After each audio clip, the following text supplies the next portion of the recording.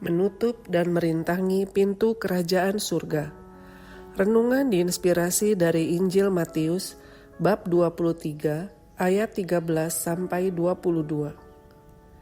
Celakalah kamu hai ahli-ahli Taurat dan orang-orang Farisi, hai kamu orang-orang munafik, karena kamu menutup pintu-pintu kerajaan surga di depan orang.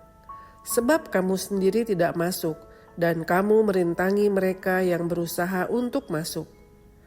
Celakalah kamu hai ahli-ahli Taurat dan orang-orang Farisi, hai kamu orang-orang munafik, sebab kamu menelan rumah janda-janda dan kamu mengelabui mata orang dengan doa yang panjang-panjang.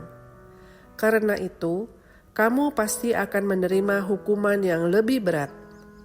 Celakalah kamu hai ahli-ahli Taurat dan orang-orang Farisi, hai kamu orang-orang munafik, sebab kamu mengarungi lautan dan menjelajahi daratan untuk membuat satu orang saja menjadi penganut agamamu.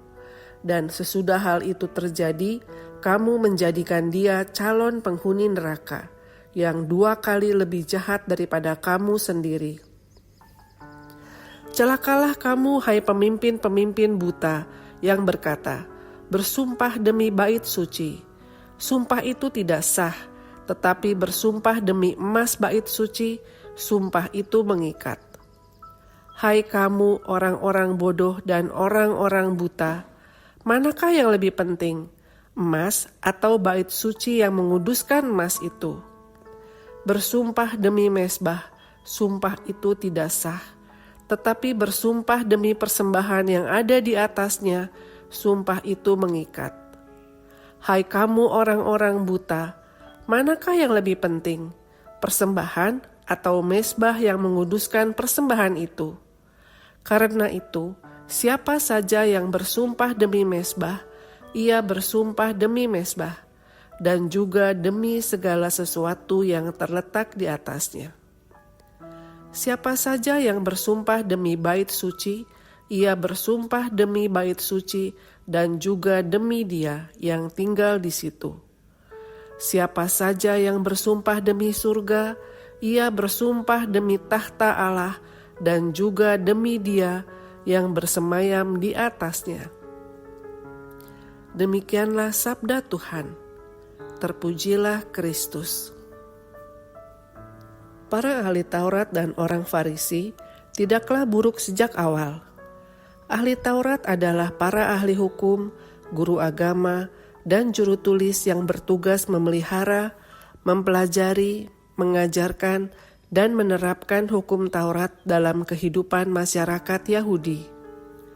Orang Farisi adalah kelompok keagamaan dan politik Yahudi pada masa Bait Allah kedua, 536 sebelum Masehi sampai 70 Masehi. Mereka dikenal karena ketaatan yang ketat pada hukum Taurat dan tradisi Yahudi, juga sebagai guru dan pemimpin agama Yahudi. Mereka adalah orang awam yang melayani dengan misi untuk memastikan generasi berikutnya mengenal dan mengasihi Allah dengan sepenuh hati. Seiring berjalannya waktu, posisi mereka dalam masyarakat semakin kuat dan berpengaruh. Mereka pun menyimpang dari misi yang diberikan Allah. Tuhan Yesus mengecam hal ini. Mereka gagal mendengarkan firman Allah untuk dapat mengenali dan menerima jalan, kebenaran, dan hidup dalam diri Tuhan Yesus Sang Mesias. Mereka kehilangan belas kasih dengan menutup pintu dan merintangi para pemungut cukai, orang berdosa, dan bangsa lain masuk ke dalam kerajaan surga. Berbeda dengan Santo Ludovicus yang kita peringati pada hari ini, raja di Prancis dan juga anggota Ordo ketiga Fransiskan yang hidup dalam semangat kemiskinan meneladani Santo Fransiskus. Ia hidup sesuai dengan keyakinannya sebagai seorang Katolik, memerintah rakyatnya dengan adil, bijaksana, murah hati, dan penuh belas kasihan. Ia menerapkan prinsip Kristiani sejati dengan mendengarkan mereka yang miskin dan terabaikan, menyediakan waktu bagi siapa saja, tidak hanya bagi yang kaya serta berpengaruh. Ia pun memajukan pendidikan Katolik dan mendirikan biara-biara, agar semakin banyak rakyatnya mengenal dan percaya kepada Tuhan Yesus. Kita sebagai pengikut Kristus atau pelayan Allah di gereja maupun di lingkungan dapat jatuh ke dalam lubang yang sama dengan ahli Taurat dan orang Farisi. Alih-alih mengajak orang, perkataan, perbuatan, dan tingkah laku kita malah menjauhkan mereka dari kerajaan surga. Marilah kita hidup dengan penuh belas kasih dan menjaga konsistensi antara perkataan dan perbuatan. Marilah berdoa.